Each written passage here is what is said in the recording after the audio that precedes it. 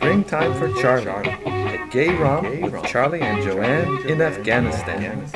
Wow!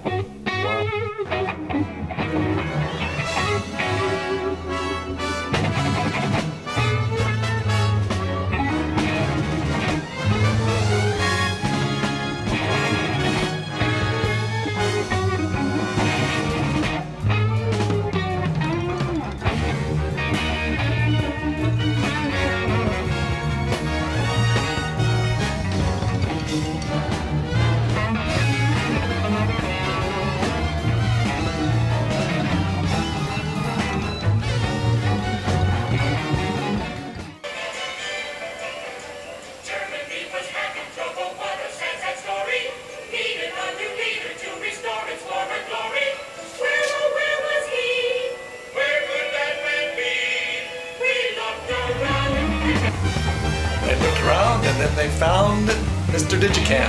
No, just kidding.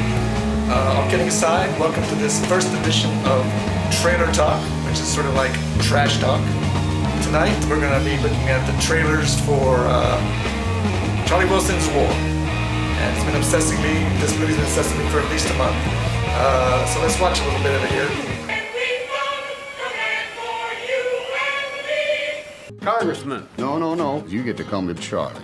Can we get you a drink? It's 10 o'clock in the morning. Fair enough, I guess.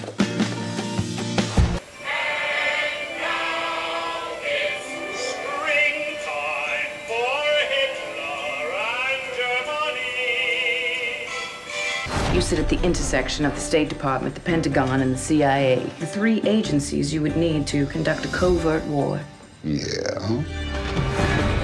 I've seen this movie 3 times, looked at all the trailers many times, cut them into little pieces, deconstructed, reconstructed, and I've come to the conclusion, that it's either kitsch or it's camp. I don't know which. I'm going to try to make a decision tonight.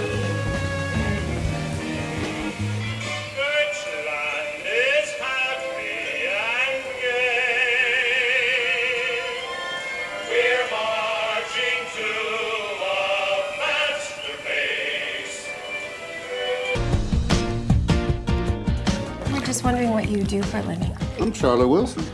I represent the Texas 2nd Congressional. Look out, here comes the master race. This is the 6th wealthiest woman in Texas. Joanna. I have been passionately involved with the cause of the Afghans since the day the communists marched in. Now, by kitsch, no, by camp, we mean movies like Rocky Horror Picture Show, the current R-rated Dewey Cox movie, and the best example that I have is from Mel Brooks's The Producer's Springtime for Hitler. Springtime for Hitler and Germany. Winter for Poland. Why is the CIA running a fake war in Afghanistan? Doing everything they can. They're doing it badly. The CIA is arming those guys anyway. Think they're getting away with it? They're arming them with 12.7mm Dashukas.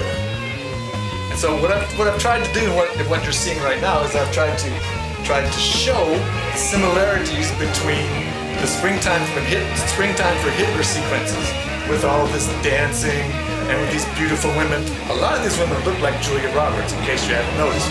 I hope you're noticing that. And especially this scene coming up where Julia Roberts and I can't remember his name, the hero anyway, Will Roberts, they're in the bedroom and they've just done something, we don't know what of course, and she's fixing her eyes and she's talking war. And I thought that was just an outrageous scene. Which would be good, except the Soviets have specifically armor-plated their hind helicopter to resist a 12.7mm shell. We sold Pakistan F-16s, but didn't give them the look-down, shoot-down radar. If this were a real war, the state would issue a white paper outlining the communist threat the way they did in El Salvador. If this were a real war, there'd be a national bipartisan commission on Afghanistan, headed by Henry Kissinger the way they did in Central America. If this were a real war, Congress would authorize $24 million in covert operations the way you did in Nicaragua.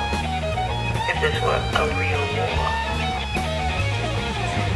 And what they've done is they've taken like these ideas of opulence and humor and sex, and they've mixed them in here with all these questions about war and international intrigue and government and all that in such a way as to make a really, really funny movie.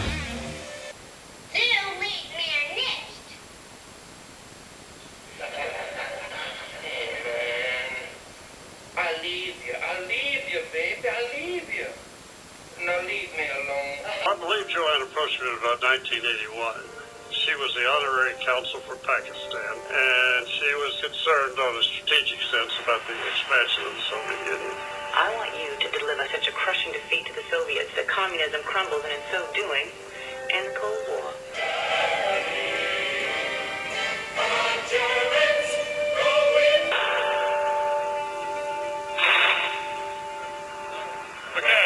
This is Charlie Wilson. Here, he's inside Afghanistan, in the war zone, a few miles from Russian combat troops. And the conclusion I've come to is that Sorkin and Nichols had the nerve to make a spoof of all those CIA movies and government movies and war movies and what's that guy's name? James Bond movies. How did you get involved as a Texas congressman, going to Afghanistan and, riding on the front lines with the Mujahideen? I'm standing on the border between Pakistan and Afghanistan. Afghans are now ready to fight a war against the Soviets. If they get weapons, they say they will win.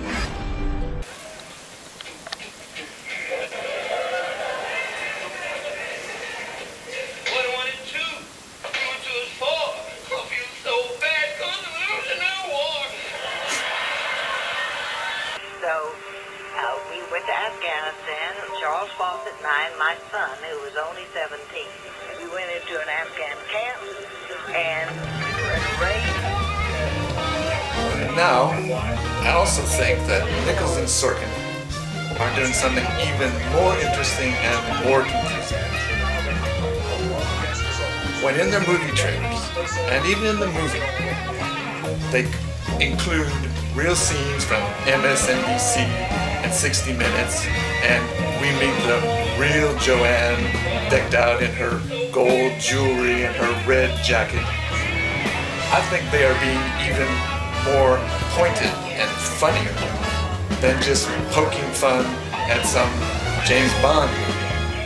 I think they have bigger game in their sights, and that's the subject of the next trailer talk, which I have tentatively titled Charlie Wilson's War is History. Survived it, we have film of it, and we showed it to Charlie, God bless him. Joanne persuaded me to go to Afghanistan and to take a look myself because she was desperately trying to get someone interested in it. So she deserves a lot of credit. Some of my friends gave me that Stinger which shot down the very first Russian helicopter.